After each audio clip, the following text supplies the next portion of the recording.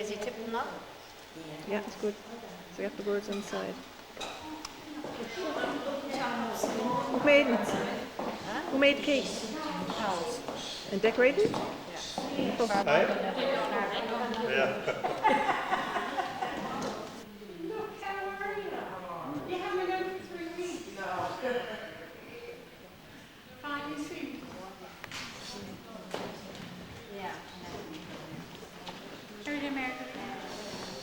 Fine, but we'll...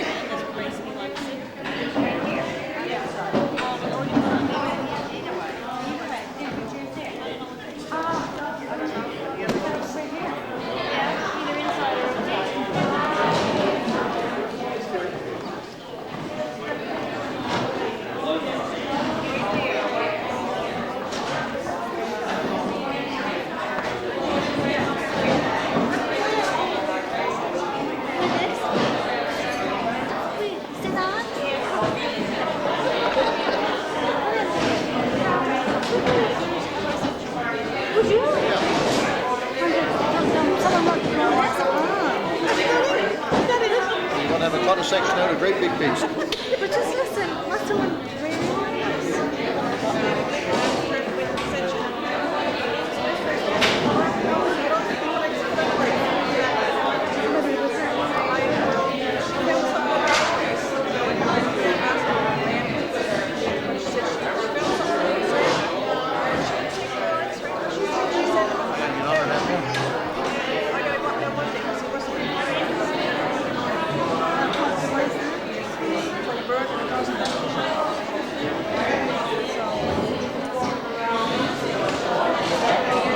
You never know, my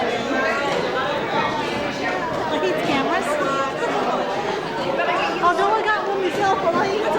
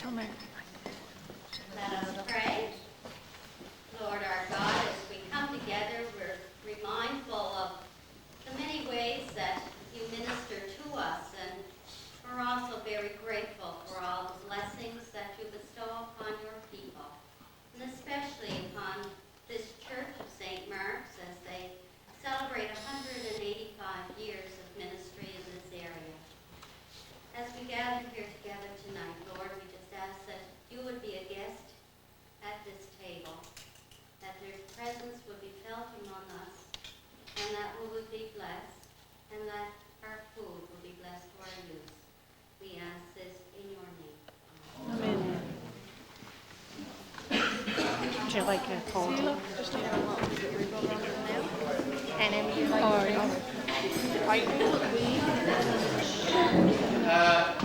I was just asked to find out if there's anybody else that would like some more tea or coffee. Anybody want any tea or coffee? Okay, we got two. Any more? At this time, I'd like to invite Reverend Betty up to welcome our whatever.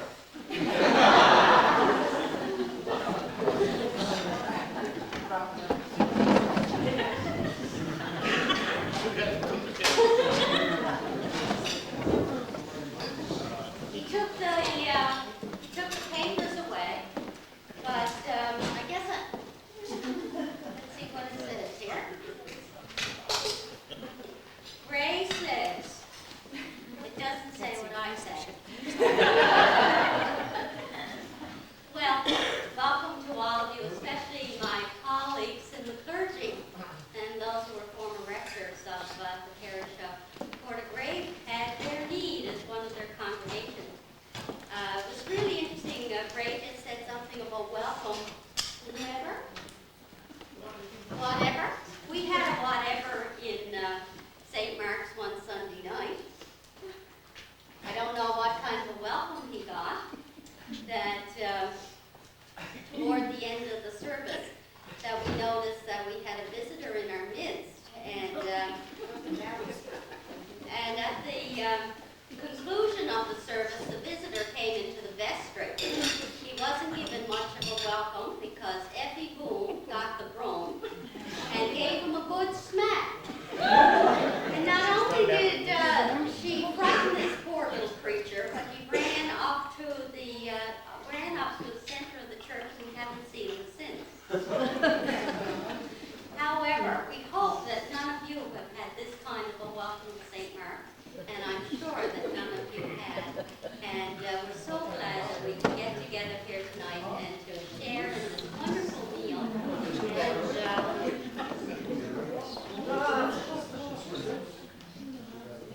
Oh yes, the creature with the most. And as we share in this meal together, that it's so wonderful to be part of this great congregation of St. Mark's. Is that all I'm supposed to say, sir? Yes, just come here for a minute. Ray is my warden, and I'm not sure whether he's my right-hand man or I'm not his right-hand woman. This is it. Please say it. You got a check. Yes? No.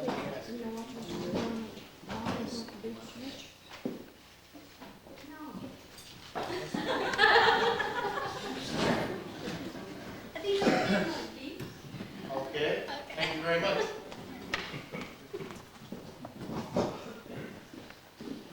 At this time, we have, or I have, to introduce the invited guests. Of course, there's our rector, which you've all met, Reverend Betty Harris and her husband Wayne. Representing the diocese, we have Archdeacon Shepherd and Mrs. Shepherd. Former rector, Reverend Harold Brown and Mrs. Brown. Former rector, Reverend Robert Chafe and Mrs. Chafe. I believe the Reverend Chafe had an encounter with a mouse in church one day. I was just saying it's time to pension that mouse off.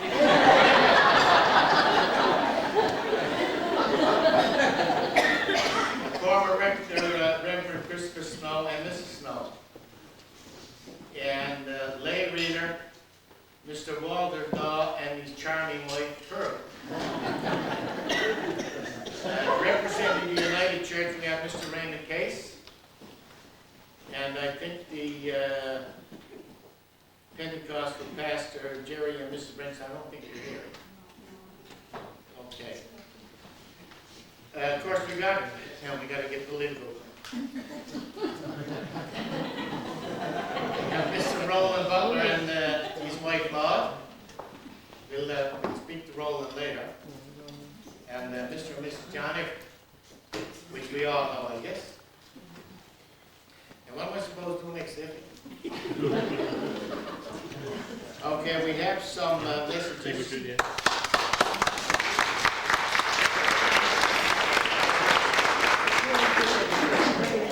And the messages are, many thanks for your invitation. We had great times and good fun at St. Mark's. Congratulations and best wishes on your 185th anniversary of the church.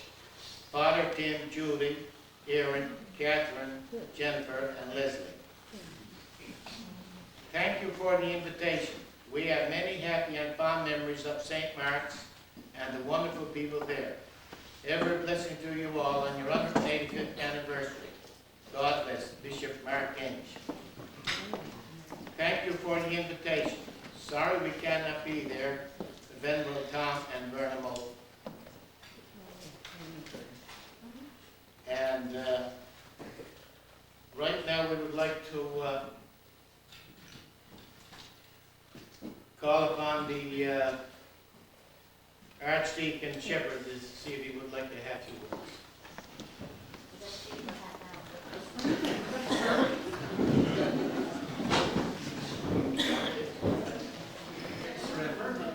Butler, Rector, distinguished guests, to the congregation of this church to which you belong. It is indeed a great privilege and honor for me this evening to be here to represent Bishop Harvey. During the weekend we've had a number of meetings on the go, and of course it concluded sometime today.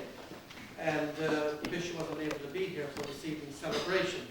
And so I pass on his regrets, and I want to say how much my wife and I are pleased to be here and share this time of celebration, because it certainly is.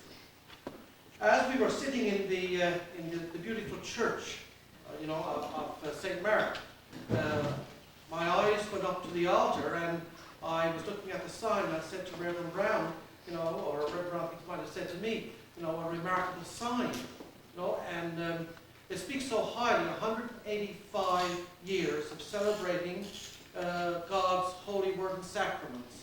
I understand that there were 3 churches here, and this is the 3rd church. So this congregation goes back probably longer than the present church does. But it's a remarkable time of celebration. And I say that because it means that the church has been well established here for a goodly number of years.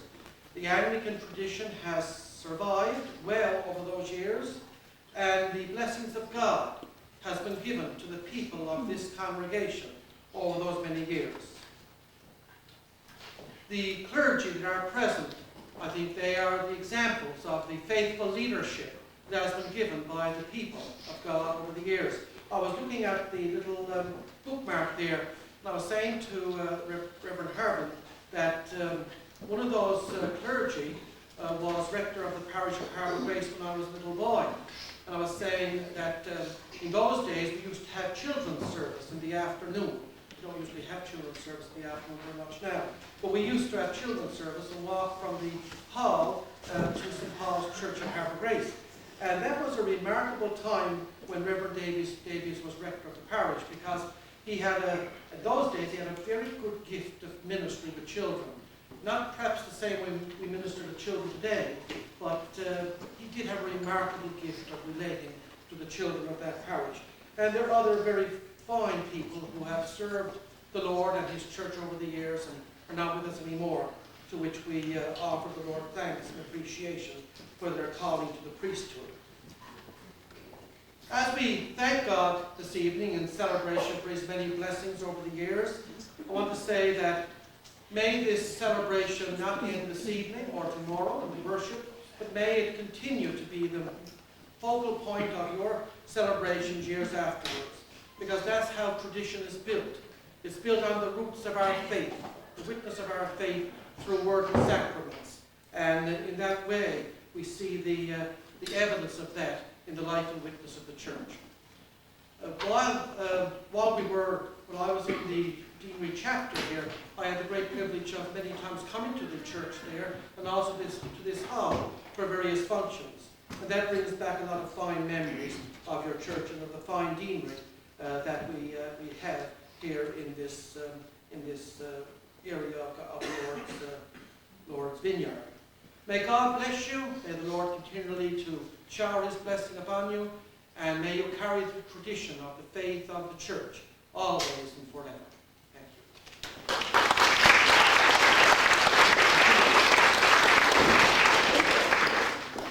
Thank you, Archdeacon Shepherd. I'll now call upon a former rector, Reverend Harold Brown.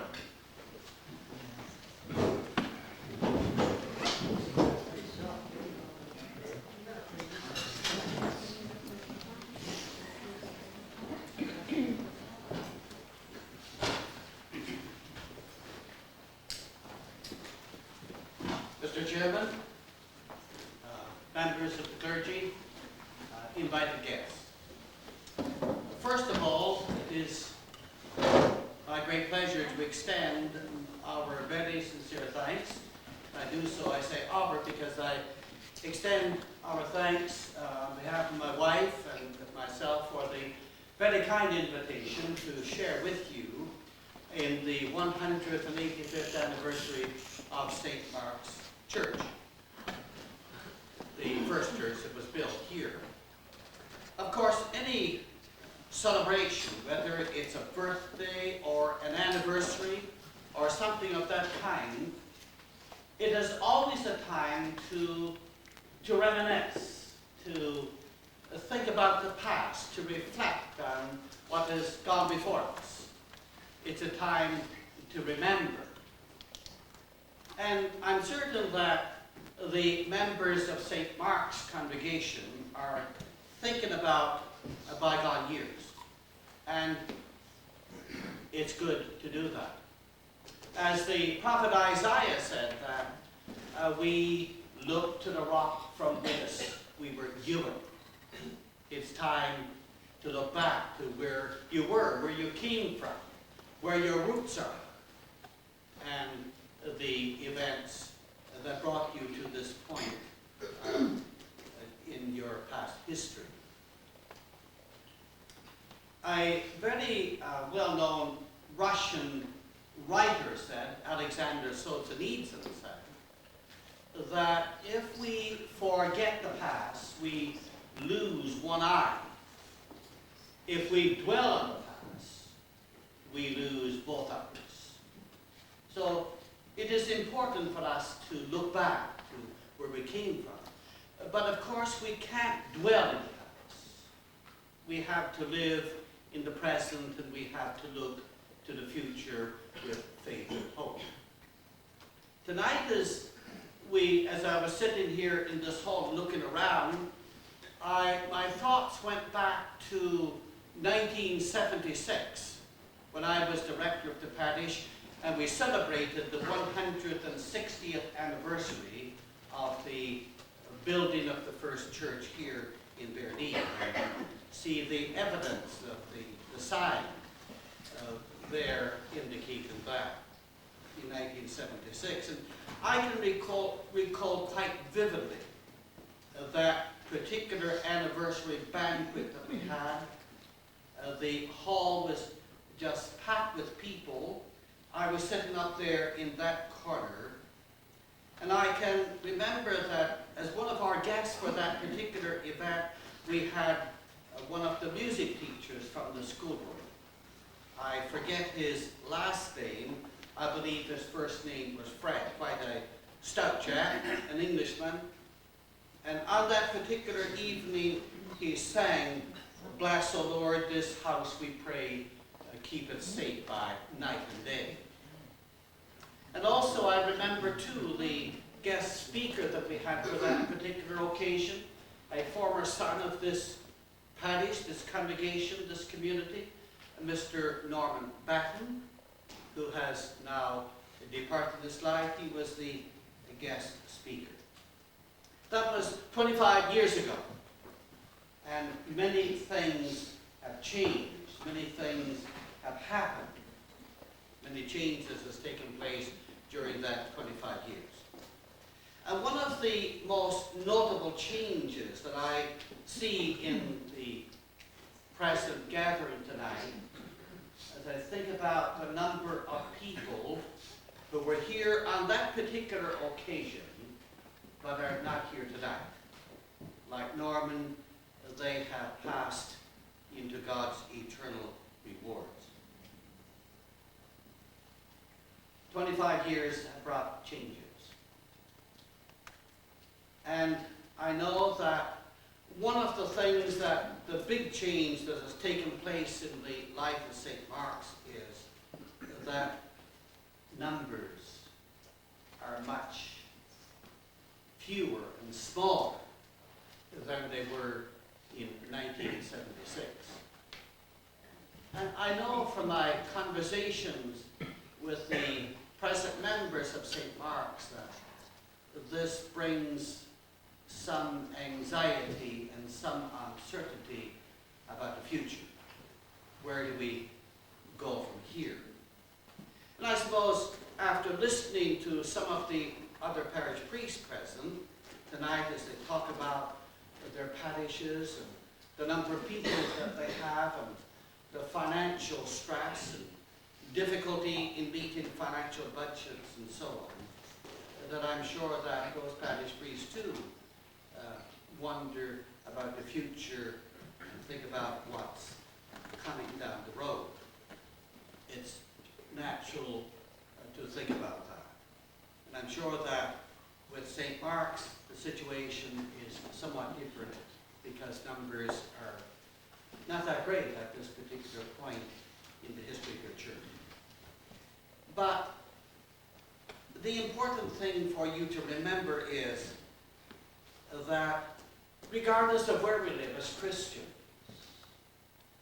we serve the Lord faithfully each day. We do the work that comes our way.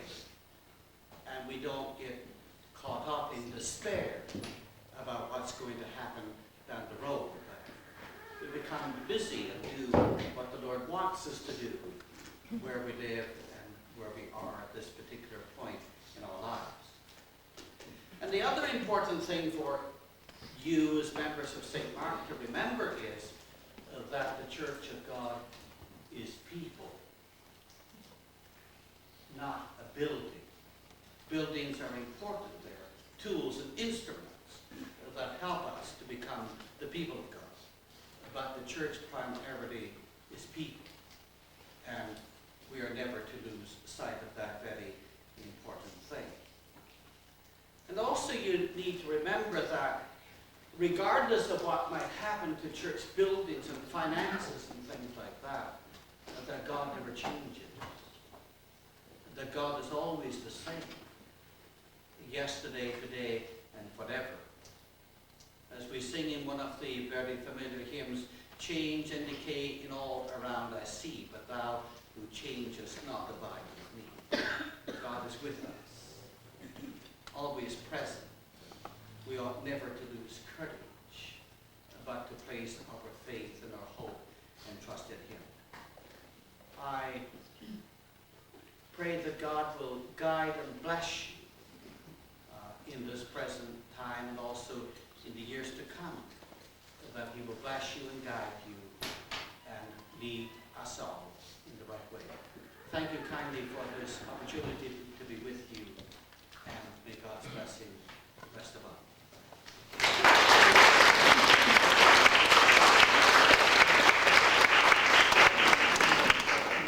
Thank you. I'll now call upon Reverend Robert J.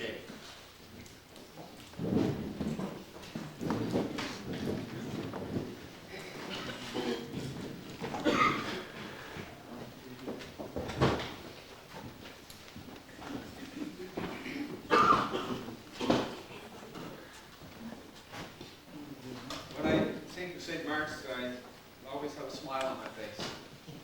And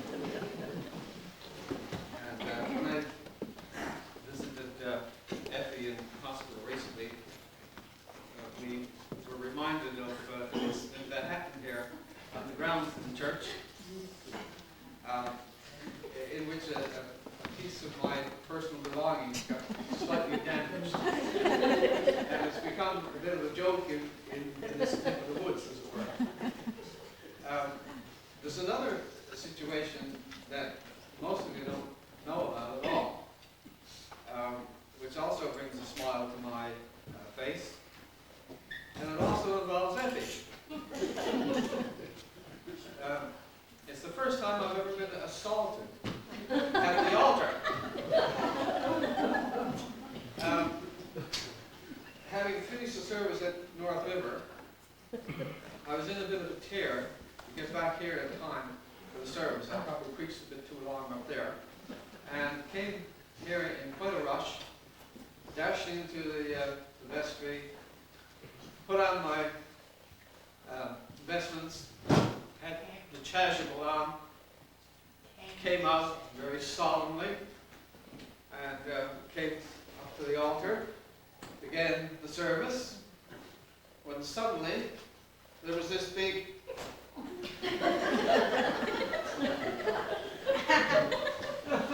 my chasuble was tucked right up underneath there. I looked beautiful in the mirror at the front.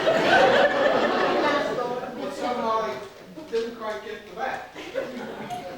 And if he turned to me, she said, I couldn't stand it any longer.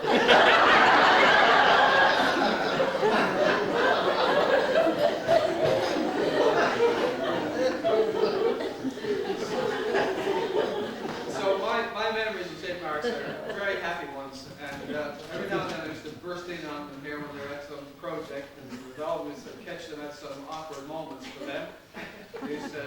These tireless women who work there, this little band of pilgrims, a wonderful group of women here, and men who came faithfully and helped out. And I just have very fond memories, and I can only think of happiness when I think of St. Mark's. And so I just want to wish you continued happiness and fun. Have fun, you know. Yes, it's fine to be solemn, but God can knock us down every now and then. And I was so solemn that day that I needed a tug, and got pulled back to my senses and realized, you know, not to take things quite so seriously. Yes, be reverent and all that, but you know, when you admire yourself in the mirror, God has a way of bringing you down. So I just wanted to, on behalf of Ellen and my wife, to wish you all, well, I'm going to wish you another 185 years, okay? Most of us won't be around by that time, but I do indeed wish you every success in the future, and every blessing that God can so richly bestow upon you, I pray for. Thank you very much for inviting us, and it's been great to see you all again. I look forward to another event when I come back.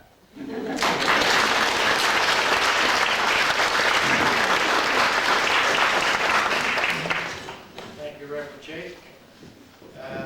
I'll now call upon Reverend Chris Snow.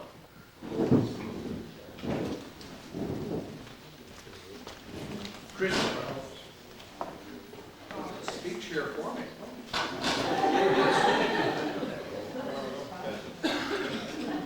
I bring you greetings from the parish of St. Michael and All Angels, where I've been serving as parish priest for the past 3 years. And it's really a pleasure to be back with you. So many familiar faces and the good food. It's worth the drive from St. John's to get that wonderful salad.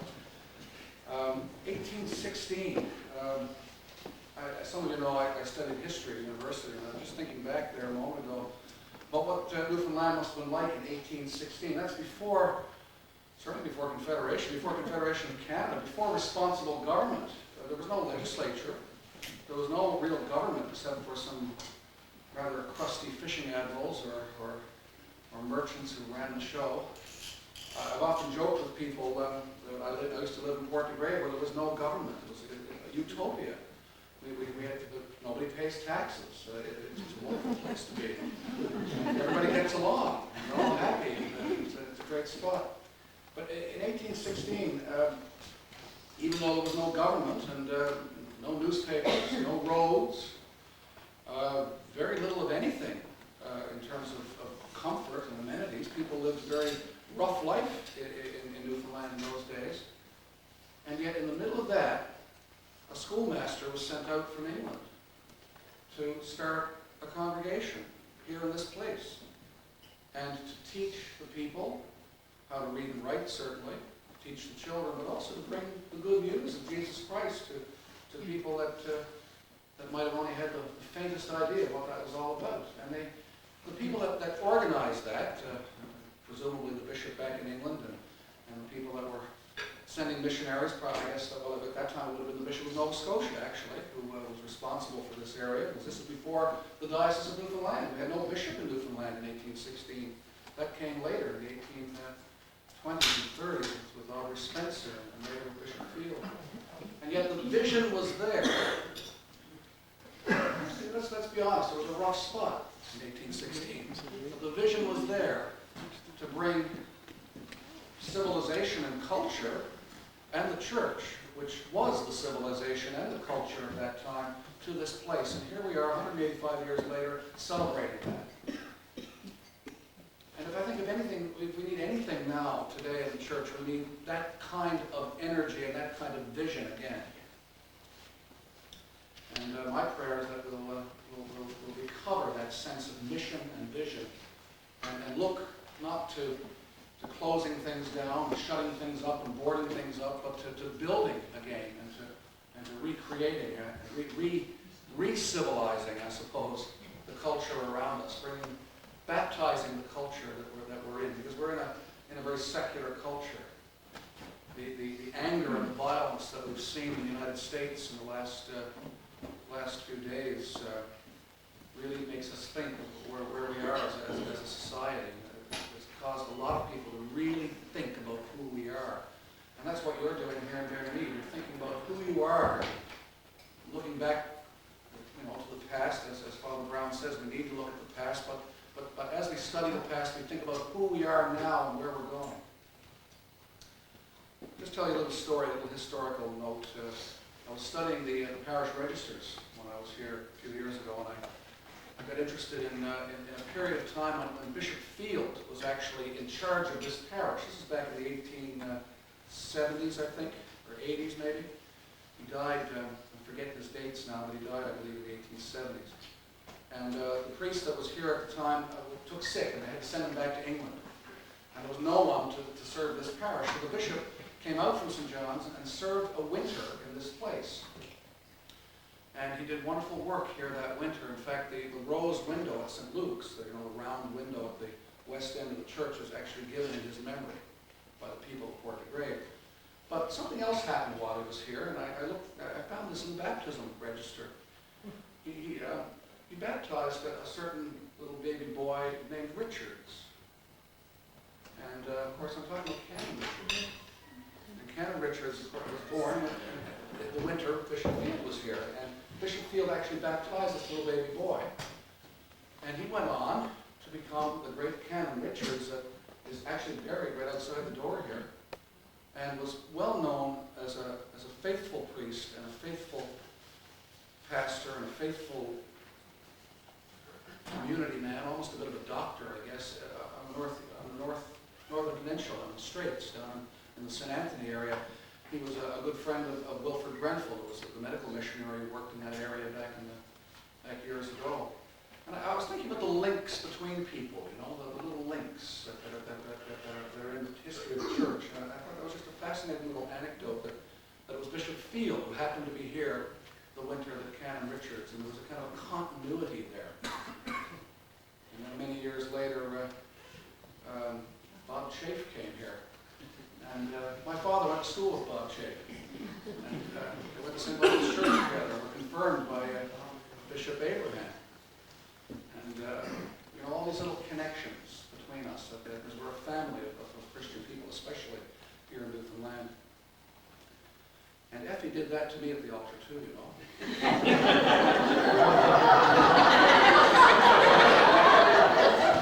don't know if she did that to Father Brown. I came out one time on the same thing. It was tucked up, the chasuble was tucked up under my, somewhere. I came right up to the altar and straightened it up. I couldn't stand looking at it any longer. It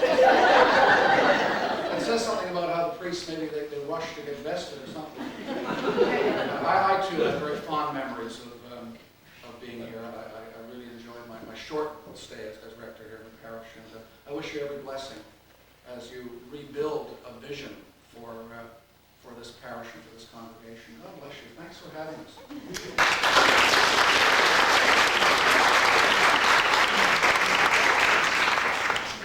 Thank you, Reverend Snow. I guess it's great that we got Hippie to keep you guys going. Keep you dressed properly, yeah. Right now, I'd like to call upon Mr. Raymond Case, representing the United Church.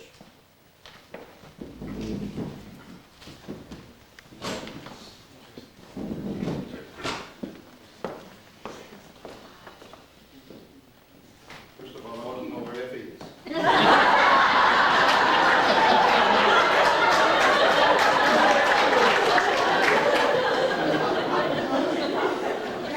Let's see, colleagues in ministry and H.A. Roland, ladies and gentlemen, first of all I want to say how pleased I am to be invited to be here to share this wonderful time of celebration with you.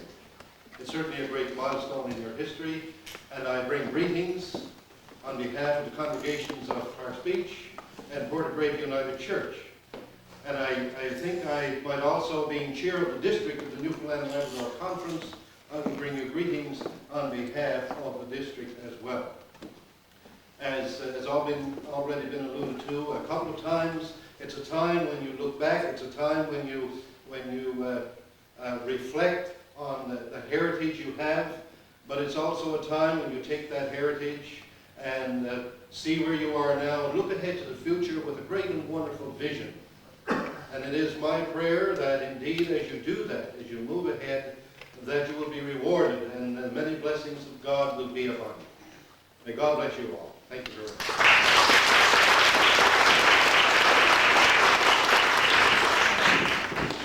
Thank you, Mr. Case.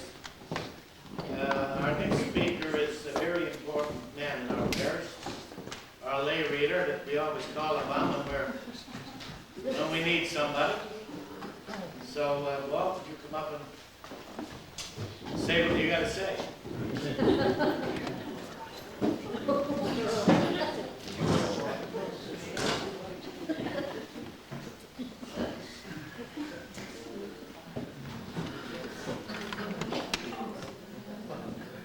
Thank you, Mr. MC.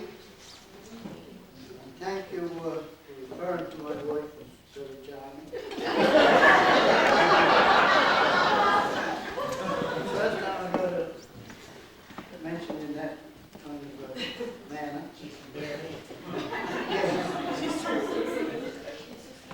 You know, Reverend Brown didn't tell you all. When he was in the parish, once he was up this morning on his round, quite early in the morning, and of course Crow was in the shop in those days. Reverend Brown went in to make the call, and he was there a nice while, and Crow was looking at it, and unlike Effie, she was afraid to approach him. Finally, she did get up and to tell him that his fly was down.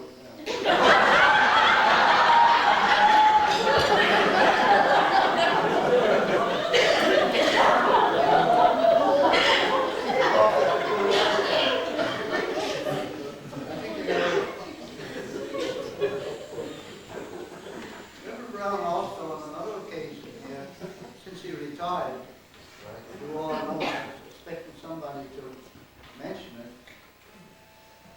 He was almost eaten by a dog.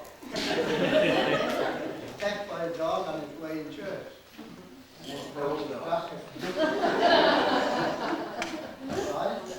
Pearl's dog. No, I think it was a United dog.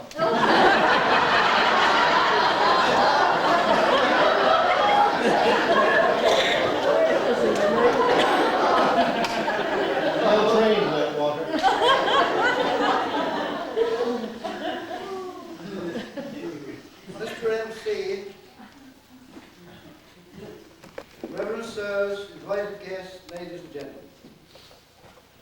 with a deep sense of love and loyalty that I take this opportunity to express my sincere congratulations to the congregation and vestry of St. Mark's Church.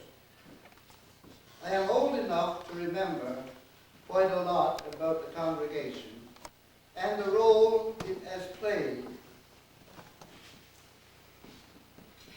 as a part of the historic parish of Portigrade. Mr. Sorrell, a contemporary of John Tucker of Portigrade, kept the church flourishing, and through his inspiration, the church was built in this area in 1816. My involvement in the life of the church began at my baptism in 1939. When I was made a member during the term of Reverend Roland Farwell, my memory of actual church work began for me during Father Maidman's term, which began in 1952. Since that time, I have pretty much been involved in one way or another. I would have to say that my most productive years were those under Reverend Brown and Reverend Chafe. As I look back at Bareneed, I can't help but be struck by the many stalwart Christians who were once in our midst, whose faces are there no more. They were men and women who had a fierce love of their church and went about with such determination to do the church's work.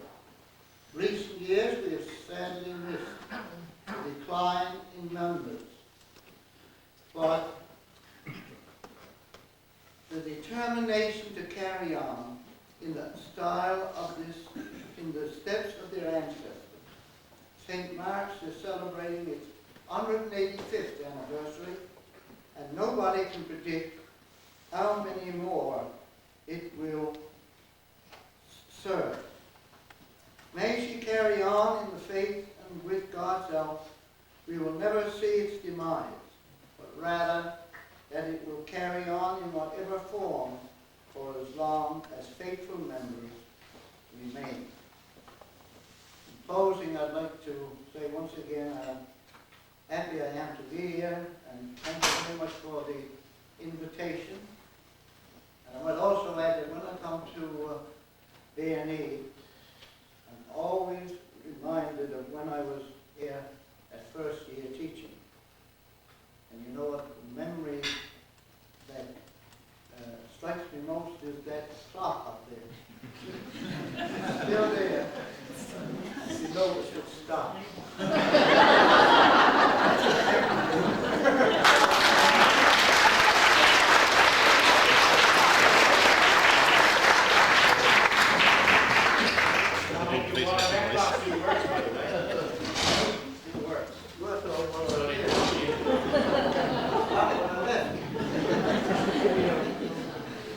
Now I'd like to call upon our MHM's Roland up. Now Roland is going to, come on Roland. I just hope that you give us a message on how, you know, for me, things that we keep waiting. I have that listed, sir. Thank you very much, Mr. MC, Reverend Betty, Reverend Gentlemen, Mr. Redford, Honorable John, and ladies and gentlemen, and the invited guests. First of all, like Reverend Chafe, he said that when he comes to St. Mark's, he always got a smile on his face. I was never a rector here, but I can tell you I always had a smile on my face when I came through those doors, because I knew I was going out full. But seriously, ladies and gentlemen, the Society for the Propagation of the Gospel reported that a church was in Bareneed in 1816. I hope my facts are all right because I got those from the archives, and I hope I'm back with the right churches in the right place and time. And Bishop Inglis of Nova Scotia, I think someone referred to Nova Scotia, he was the first school teacher who came here in 1822 and concentrated at St. Mark's Church in 1827, according to the figures I have here. Archdeacon Wicks stated it required enlargement when he visited here in 1835. And again in 1860, the Royal Gazette reported that a new Church of England church had been built at Bareneed, erected entirely at the expense of the inhabitants, and a very handsome and well-built structure. Now, I don't know if that's they're referring to the one that's out here now or the one previous to that one. But I want to take you back to the good book in Matthew 16, chapter 16, verse 18, where Jesus said to Peter, "You are a rock, and on this rock foundation I will build my church." And I say to you people, what a rock, what a solid foundation you and your ancestors have been. 185 years spreading the gospel, telling the good news to all those who wanted to listen. 185 years of preparing the youth for the years that lay ahead. And what faith you have instilled in the lives of your residents. And in today's world, if more people were prepared for life from that same solid foundation, I don't think we would have experienced the sad news that we had to deal with this week. But really, ladies and gentlemen, that is what happens when individuals and groups and countries get so wrapped up in themselves that they will destroy or try to destroy others at all costs for personal gain. However, having said that, the love and respect for God and man you have shown in your 185 years can't go unnoticed. It has been said, we reap what we sow. And I say to you, you have had a bountiful harvest. The younger generation of your congregation have to take the torch.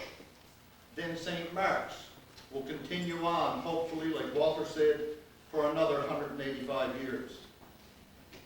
So I sincerely want to thank you for the kind invitation that was extended to Maud and myself, and on behalf of the government of Newfoundland and Labrador and all the residents of every denomination in this great district, to congratulate you on this tremendous milestone, and that may the job that you started in 1816 continue to lead your people. Once again, thank you very much.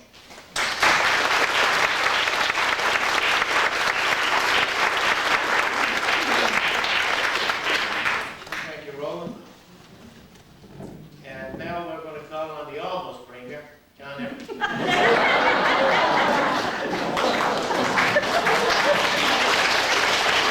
Mr. MC, Reverend Betty, Service, invited guests, ladies and gentlemen. I didn't expect I was going to be invited to say anything, but being a part of the community of Bareneed, I appreciate the opportunity, and I want to thank you on behalf of Madame and myself for the invitation to participate in your 185th anniversary celebration. I could have sat down for hours and hours and listened to Reverend Brown, Reverend Snow, Reverend Chafe, and others reminisce at the nostalgia of the past and where we are today and where we came from. When I look at pictures of the past, I'm the type of individual who get emotional about the past, and you often wish and wonder if you could only go down on the wharf or go come into a community and see it as it was back in the 1800s and from then until now. I always tell the story about Holy Grave and Bareneed because the community of Cubits is celebrating the finding of the colony of John Guy. And I tell a story about what's written in the history up there, but how John Guy got into Cubits. He actually stopped and asked the fishermen off 40 Grave for direction to a safe harbor. Naturally, they wouldn't allow him to come into 40 Grave. They didn't want no strangers. They didn't trust him, so they sent him on to Cubits. And then I was amazed. I didn't know until this week, I really didn't know until this week, that the church in Bareneed was 10 years older than the church in 40 Grave. And the first question I asked, well, how could that possibly be? 40 Grave was there before Bareneed, as I would have thought. Then again, you go back through the history and you start thinking about how this all came about. And it's a great mark in history for a community and the people of this area. And most everybody referred to this evening, Roland certainly referred to the value of the church into a community and bringing people together. And times have changed. We've looked at the past, as you've already said, we look at the present. And things change so rapidly in our lives. I remember growing up in Bareneed and Bareneed. One time if you build a house or you start to construct something around you, immediately all of the neighbors immediately congregated, and it was all free labor, and that's how things were done. And the same with some neighbor or some family next door was without something. I remember one time my dad and myself were in the woods with the whole axe and the buckshot, we called it, and we came home with a load of wood one day, and one of the neighbors didn't have any wood, and we worked all that day for our own firewood. We went over to the yard and we dumped off the full load of wood to one of our neighbors. But things are not like that anymore, but that's not the saying that people don't respect and the value of Christianity is not there. And it will forever be there while communities and churches and organizations as we have today will continue. Changes must take place. Today is today, tomorrow is another day, and sure on into the future that will happen. Am I a part of this congregation? No, I'm not actually a part of the church congregation, but I'm part of the celebrating and supporting the congregation, and would always want to be looked upon that way. I've often said, and I will continue to say, we live in the greatest country in the whole world, bar none. We live in the greatest part of this great country of ours, Canada, in Newfoundland and Labrador, and that goes without saying. And what makes us so great is the people. It's the people of Bareneed, the people of all of the communities of Newfoundland and Labrador makes this proud of this country so great. May we never look back to wish we were back there except for memories. May we look to the future, learning to improve on our lives and expand worldwide, because as already also been referenced, what happened in the United States this week, I think it was a wake-up.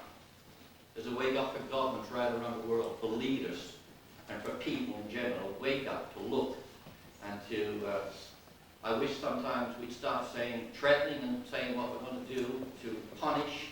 We've got to go beyond that also. We've got to find out the source, and we've got to spread the Christianity, the word of Christianity right around the world, and we'll make a better place. So congratulations to the congregation of St. Mark's Church in Bareneed.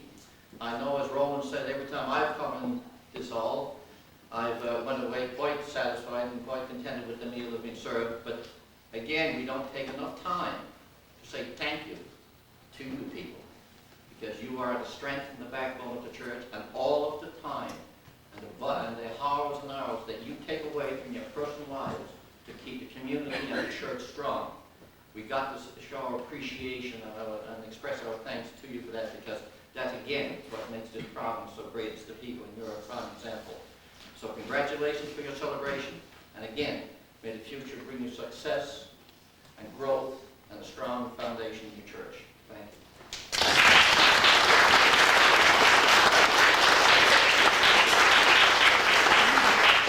Thank you, John. I think you should forget the premiership and go for Prime Minister. Thanks.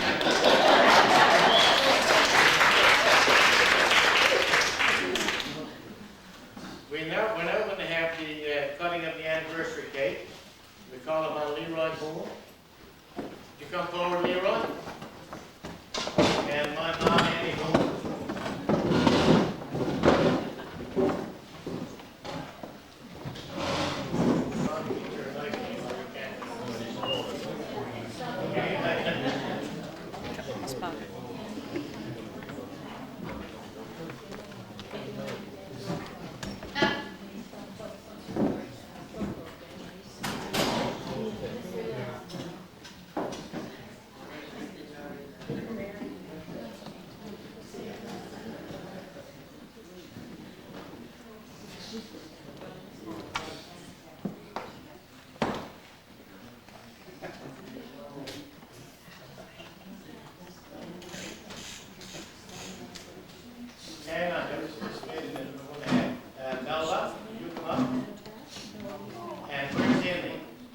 Right here, right? Right here, right? Right.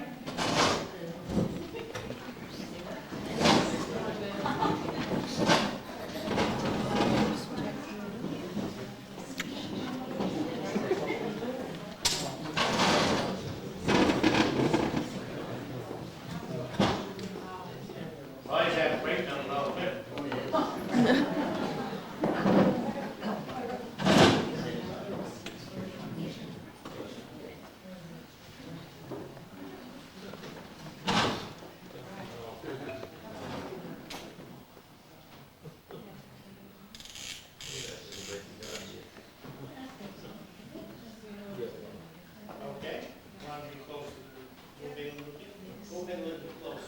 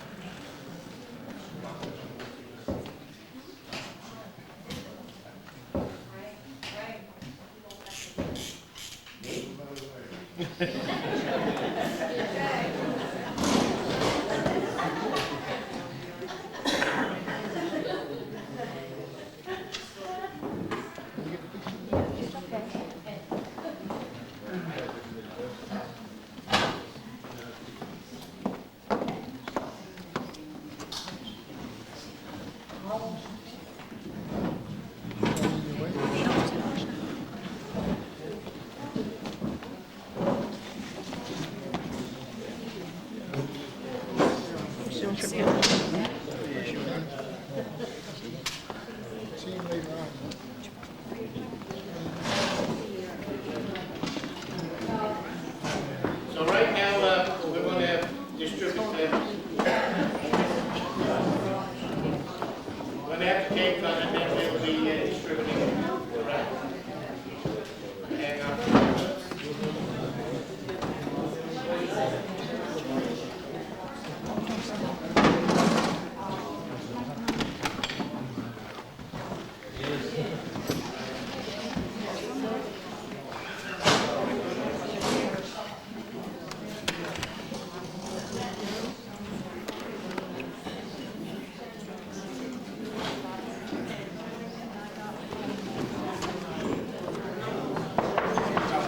Excuse me, I gotta phone me son.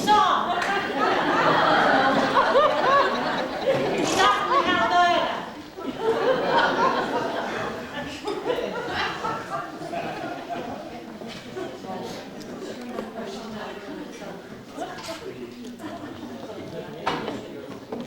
Hello? That you, George? This is Mother. Mother. Yes, boy. How's you getting on? Yeah. Well, we first rate, boy. What's she working at now? A fuel injection engineer. Yes, boy. That sounds like a big job. What do you do? Pumping gas.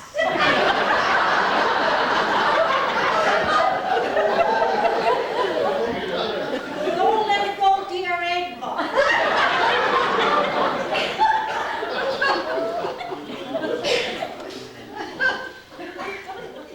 We're off to Bareneed tonight. Judge, do you know there's 185 years since the first Church of England was built here in Bareneed? Yes, boy, that's a long spelling. Tell you, Judge, there wasn't much law and order back then. No, it was worse, about as bad as in the House of Assembly.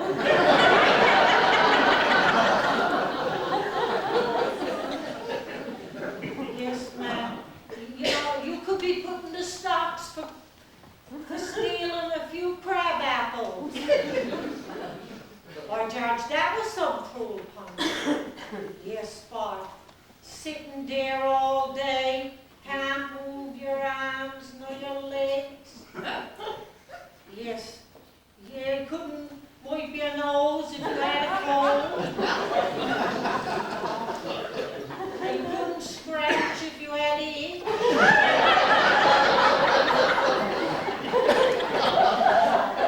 Yeah, unless you could get someone passing by to scratch you. But then, Judge, there's a few places you wouldn't get no one to scratch.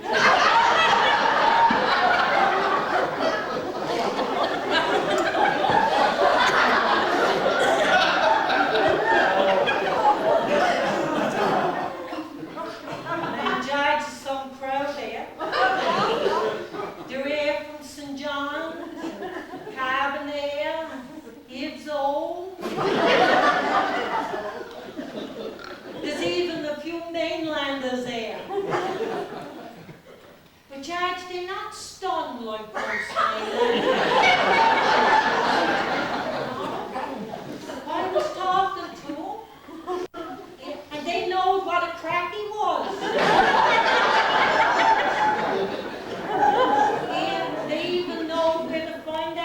man.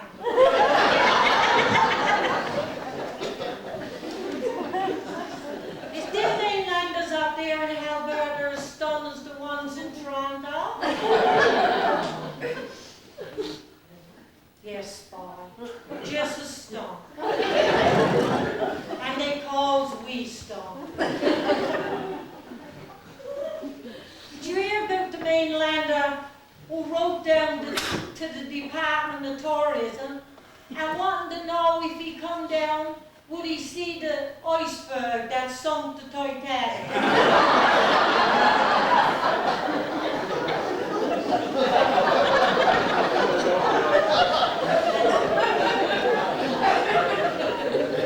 And do you mind the one that didn't know the difference between a pond and a lake? Yeah, your father straightened me out. He told him the pond sure is where we go trouting. And a lake is when we get so old in our rubber boots.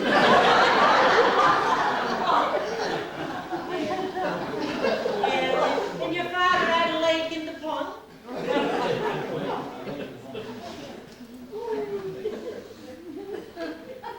Yeah, and we knows a sleeve-in when we sees one, don't we, Jack? Mainlanders don't.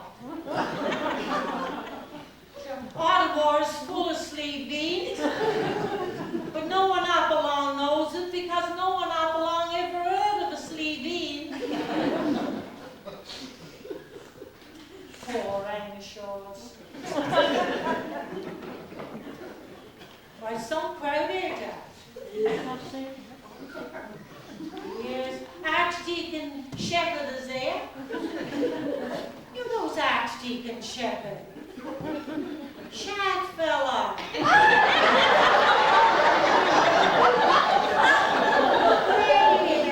Big belly.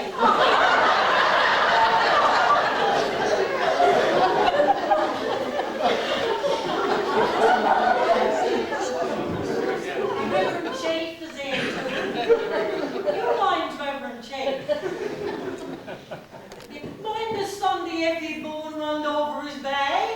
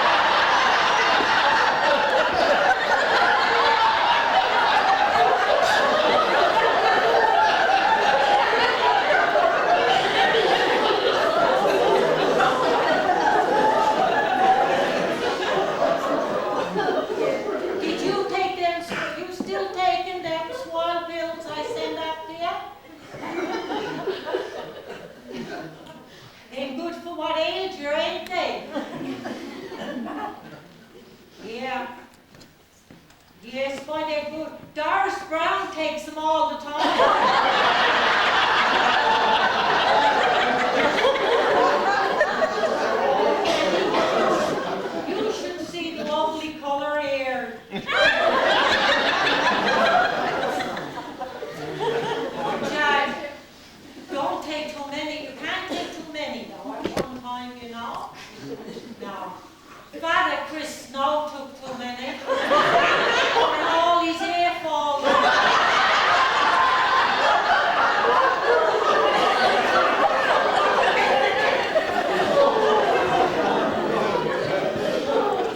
Balls of plate.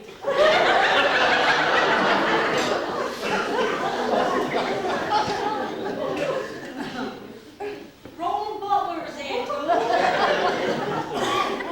Hey, Roland Butler. Yeah, he's our member now, sure I told you that. Yes, he's our member for 43. He got elected with the skin of his teeth.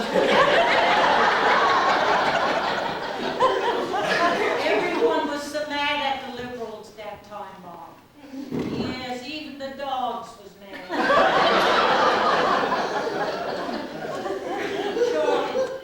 Sure, he went down the Olive Grove trying to get a few votes, and the dog tapped him over there. Took a bite out of his finger. That's the truth. That's what I call biting the hand that feeds you.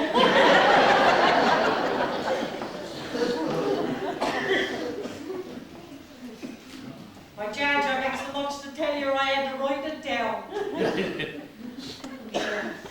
Poor Aunt Susie died last week. Yeah, Uncle Tom's Aunt Susie. Yeah, she was poorly ill for a long spell. And the same day, Uncle Tom's punt drove ashore and beat up on the rocks. Yeah, Reverend Betty went down when she heard about it and see Uncle Tom when she heard about Aunt Susie. She said to him, "Sorry for your trouble, Uncle Tom." Uncle Tom said, "Oh, that's all right, me maid. I was glad to be rid of her." He said she was a rotten old thing. She smelled like dead fish. And he was tired of scraping her bottom.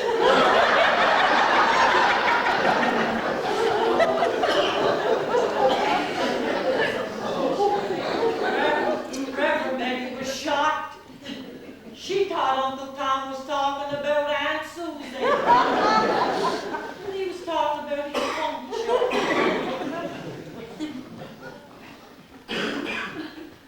Wait now, Judge, I gotta beat.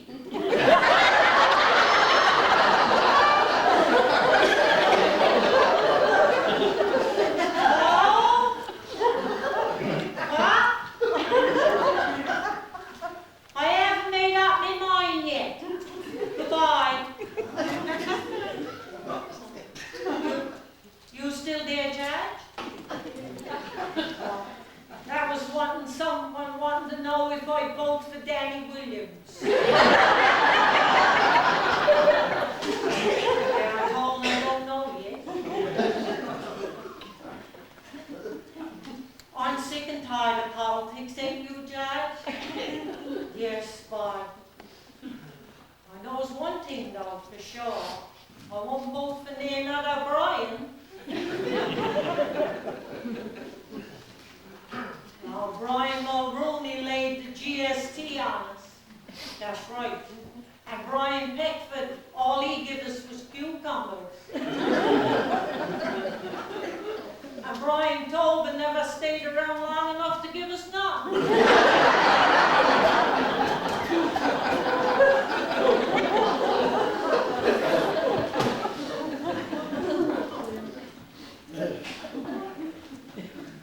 Anyway, Judge, like I says all the time, yeah, politicians is like diapers. Yeah, they needs to be changed often. And for the same reason.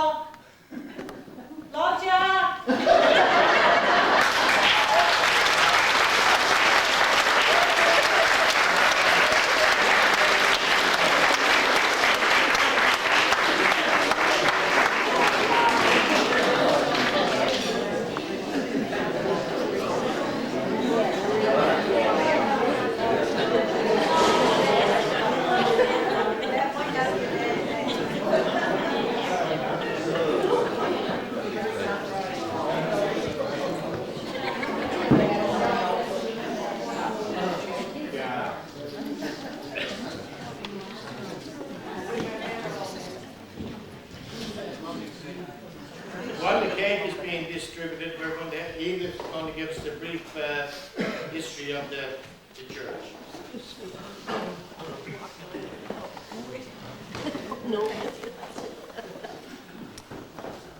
Before I start this, I just want to say that even though I haven't been a part of this church for a long time, it's been only been 10 or 15 years, I've got to say that I was made quite welcome when I came, and it did not mean move broom. I came here first. But I've come here and I've found a lot of friends here and learned a lot about the church, and I'm proud to be part of the St. Mark's congregation. With that said, I'd like to read a brief history of St. Mark's Church. The first church at Bareneed was built by inhabitants in 1816 by Mr. John Sorrell, a layman and great sower of seeds of Anglicanism. He preached the gospel, taught Sunday school, buried the dead, and performed marriages. The school was opened in 1822 with him as master. A second church was built about the middle of the 19th century. It was a huge building that seated over 800 people. The present church, referred to by many as the Free Labor Church, was started in 1926 and consecrated May 14, 1930 by Bishop White. The church was built by free labor. Compliments were deserved by many. The following men deserve special mention for their contribution: William Henry Batten, Master Builder; Albert Newell; Nathan Newell; Stephen Boone; William Stevens; Samuel Batten; and John Thomas Batten. This evening, we are pleased to have with us Mr. Leroy Boone, the son of Stephen Boone, and Gerald Stevens, the son of William Stevens. On the north side of the churchyard is the burial place of Canon John Thomas Richards, along with his wife Dora and sister. Canon Richards is well known in Newfoundland and Labrador for his 40-year mission based in Flowers Cove and honored with the Order of the British Empire.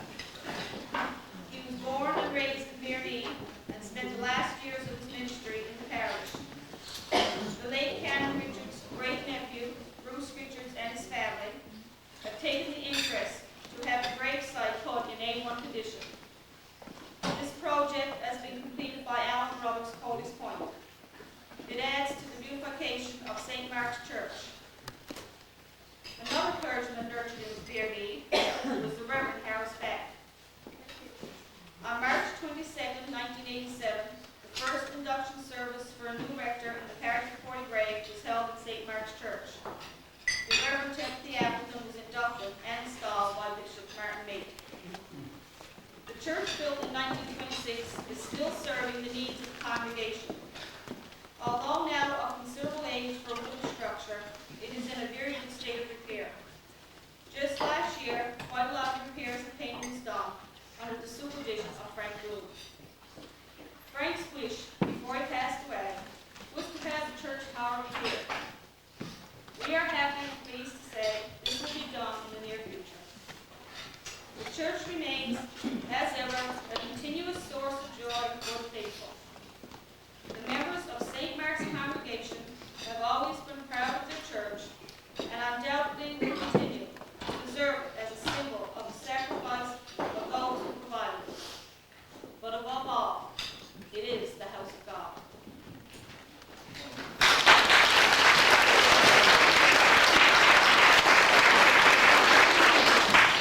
Thank you, Edith. This brings our evening to a close. But before we go, I just like to reflect a little bit on the little building we're in here right now. The little old school that I went to, who I think was grade 7. Of course, I spent most of the time in the corner.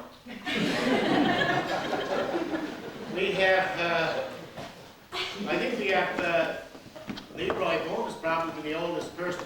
You went to this school, didn't you, Leroy? Yeah.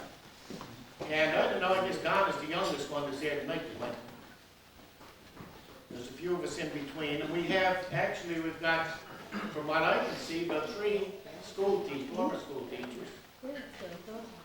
We had Gerald taught here at one time, Gerald Stevens, and Earl,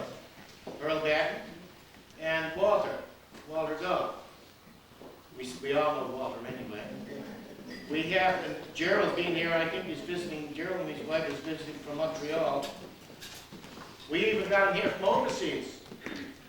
Glad to hope you're here from Milan.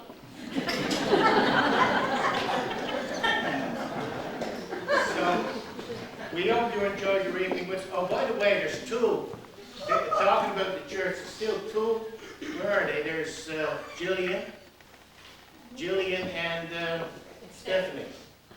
The two youngest members, I guess the church. Can't forget about them because hopefully they'll keep us going. Jillian is always in the church porch with us to hand out our bulletins every Sunday, and I know Stephanie was there today helping with getting things ready for the festivities tonight. But anyway, we hope you enjoyed your evening with us. Thanks to the clergy, guests, former members, and friends for coming to share this time with us. An extra special thank you to guest Mona Pett for a wonderful talent. That Jarns is a great guy, Mona. Last but not least, thanks to all that helped. And this is very special to all the girls, ladies here. They worked so hard. There's only a few of them, and you wouldn't believe. You just wouldn't believe what they've done to bring this together and everything we do here, really. Because they're really the ones that keep the church going. We've got an extra special thanks to Karen and Sandra for doing the video and pictures. And thanks for everybody that helped. For their time in planning and preparing for everything that was done to make this a success. We invite you all to stay and chat with friends, old and new, and take a look at some of the pictures on the bulletin board that Marguerite has prepared for us. Thank you. Excuse me, Ren. We'll clear this table first, so if people would like to see the bulletin board, we actually... Yeah, this will be cleared off first. Anybody wants to take a look at... yeah, we'll do this one first, so they can... Yeah, this will be the first You one. are ready. Okay, Margaret, can I get down now? Thanks.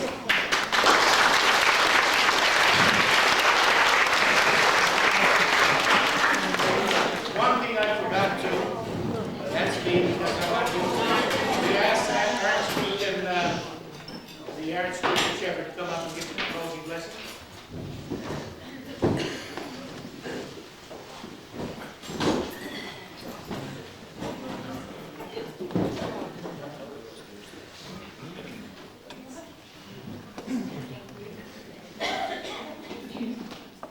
This has indeed been a great joy and celebration, and certainly doesn't hold the Lord's blessing as we leave this place this evening. I ask you to stand for the blessing.